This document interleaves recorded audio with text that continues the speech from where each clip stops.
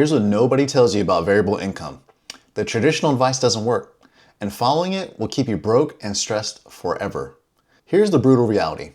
You close a massive commercial job and bank $15,000. You're feeling unstoppable. 2 months later, weather kills your pipeline and you're scraping together $4,000 wondering how you're going to make a rent. Sound familiar? Most financial advice tells you to save 3 to 6 months of expenses, but that formula was built for people with steady paychecks.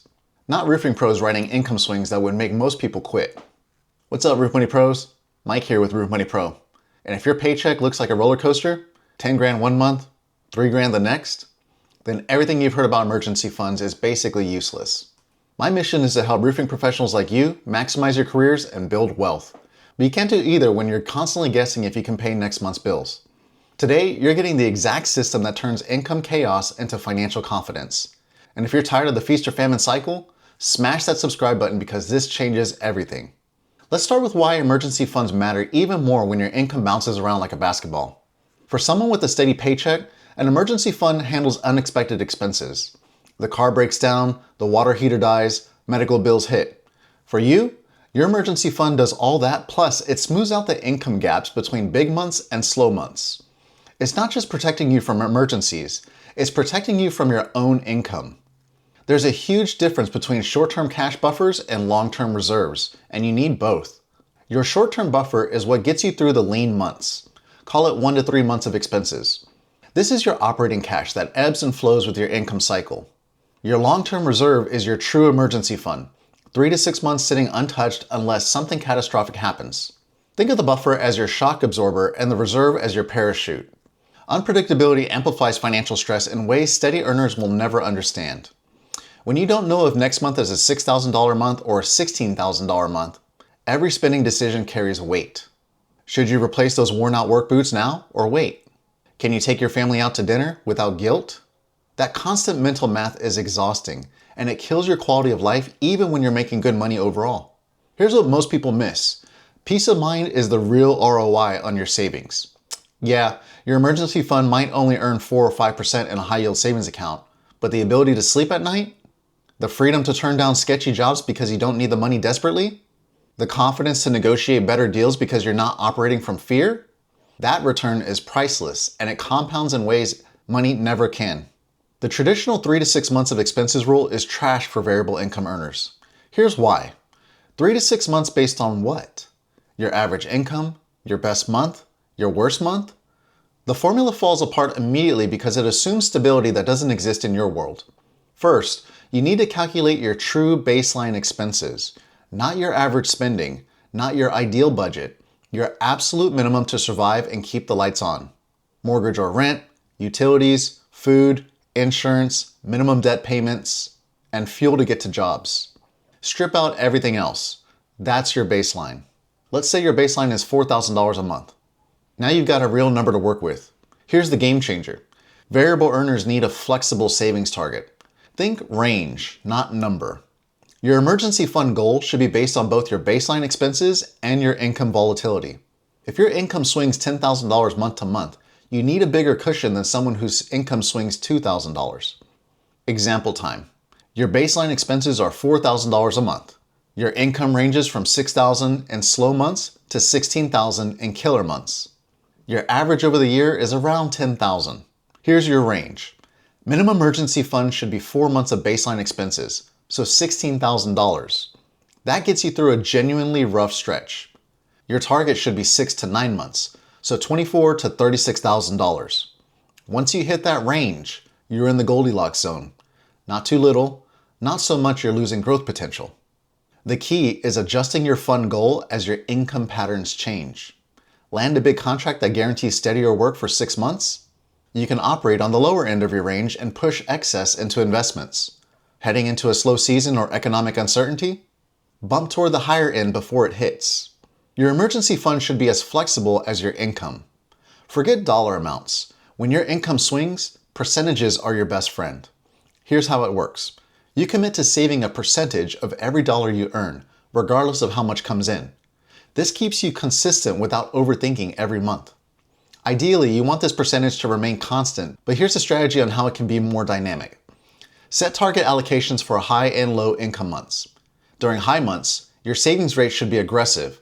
Think 30 to 50% of gross income. During low months, it can drop to 10 to 20% or even zero if you're genuinely in survival mode. The important part is having these targets decided in advance, so you're not making emotional decisions in the moment.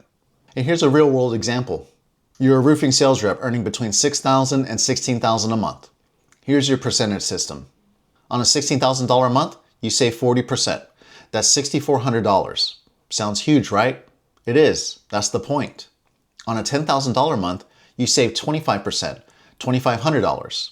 On a $6,000 a month, you save 10%, $600. Or you might pause savings entirely and just cover your baseline expenses. Run the math over a year. Even with massive income swings, you will accumulate way more than if you try to save a fixed dollar amount that either crushes you in low months or underutilizes high months. Let's say you have 4 killer months at 16 grand, 4 average months at 10 grand, and 4 slow months at 6,000. Using the percentages above, you'd save roughly $40,000 in 1 year while still covering all your expenses.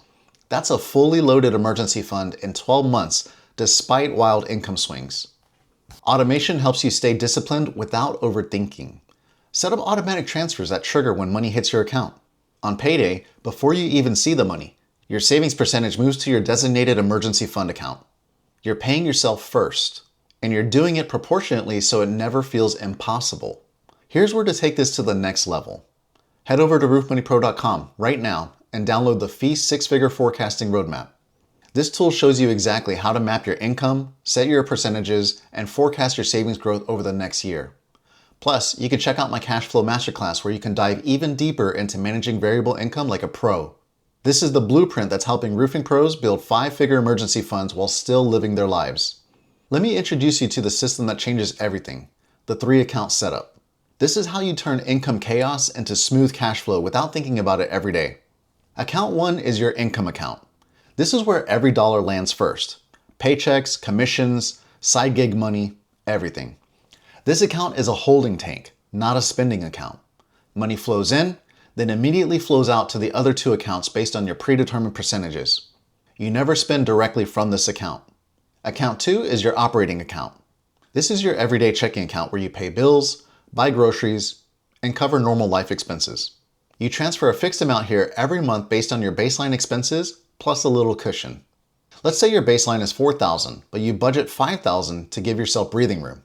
Every month, $5,000 moves from income to operating, regardless of how much you earned. This account keeps your spending stable and predictable. Account 3 is your savings buffer. This is your emergency fund, your cash reserve, your peace of mind account. Everything left after funding your operating account flows here based on your savings percentage. During big months, this account gets fat deposits. During slow months, it might get small deposits or you might even pull from it to supplement your operating account if income fell short. That's exactly what it's designed for. Here's how money flows during high months. You earn $16,000. That hits your income account. $5,000 moves to your operating for your monthly expenses. Of the remaining $11,000, 40%, about $4,400, goes to savings buffer. The rest might go to debt payoff, investments, or discretionary spending depending on your financial goals. Your bills are covered, your savings grew, and you're building wealth. Here's how money flows during low months. You earn $6,000. That hits your income account. $5,000 moves to your operating for your monthly expenses. You've only got $1,000 left, so you might save 10%, $100 into savings buffer, or you might skip savings entirely and use that $1,000 for variable expenses or emergencies that month. If you only earn $4,000 and can't cover your full operating amount, you pull $1,000 from savings buffer to top it off. See how it breathes? Setting up automatic transfers that adapt to income fluctuations is easier than you think. Most banks let you schedule percentage-based transfers, or you can manually adjust transfers on payday based on your income that period. The key is the habit. Payday happens, you run your system, money flows to the right places. Here's some tools and apps to make this even simpler. YNAB, or You Need a Budget, helps you allocate every dollar intentionally and adapts beautifully to variable income. Ally Bank has a bucket system built into their savings accounts where you can separate your emergency fund from other savings goals visually. My private coaching clients get 1-year access to premium planning software called Money Guide Pro. Pick a tool that makes sense for your brain and use it religiously. Low months are going to happen. The question isn't if, It's when and how you handle them. Your buffer account exists for exactly this, to keep your life stable when income dips. Use your buffer account strategically, not desperately. The moment you see a slow month coming, maybe your pipeline is thin or weather is killing jobs, start preparing. Cut discretionary spending early. Delay non-essential purchases. Tighten up before you have to tap the buffer. And when you do tap it, treat it like a loan to yourself that you'll repay during the next high month. Set minimum savings contributions during dry spells. Even if you can only save 50 or $100 during a terrible month, do it. It maintains the habit and keeps your psychology in savings mode instead of panic mode. The dollar amount doesn't matter as much as the consistency of the behavior. There are times to temporarily pause savings, and that's okay. If you're genuinely in a crisis mode and income dropped below your baseline expenses for multiple months straight, hitting pause on savings to keep the lights on is the right move. But here's the critical part. Know how to restart it quickly. The second income rebounds, even slightly, resume saving immediately at whatever percentage you can manage. Don't let pause become permanent. Why cutting back early prevents financial freefall later is simple math. If you see a slow month coming and you trim $500 of unnecessary spending, you might avoid touching your emergency fund at all. If you ignore it and keep spending like it's a high month, you'll drain your buffer by $2,000 and create a hole that takes months to refill. Early discipline beats late desperation every time. The mental game is half the battle when your income swings. You need to shift from feast or famine mentality to flow mentality. Feast or famine makes you feel rich one month and broke the next, leading to overspending in good times and panic in bad times. Flow mentality means you see income as a wave, sometimes high, sometimes low, but average out over time into something predictable and manageable. Consistency beats perfection. You're not going to save the same amount every month. You're not going to hit your targets perfectly. Some months you'll crush it, some months you'll barely scrape by. That's fine. What matters is that over 6 months, over a year, you're moving in the right direction. Progress, not perfection. Managing emotional highs and lows with steady systems is how you win. When you land a massive job and cash a $15,000 check, your emotions scream, celebrate, spend, treat yourself. Your system says 40% to savings, cover your operating account, then enjoy the rest guilt-free. When you have a brutal month and only pull in $4,000, your emotions scream panic, stress, cut everything. Your system says pull from buffer, maintain baseline. This is exactly what we prepared for. Systems remove emotion from the equation. Here's the discipline nobody talks about. Treat your average income like your real income.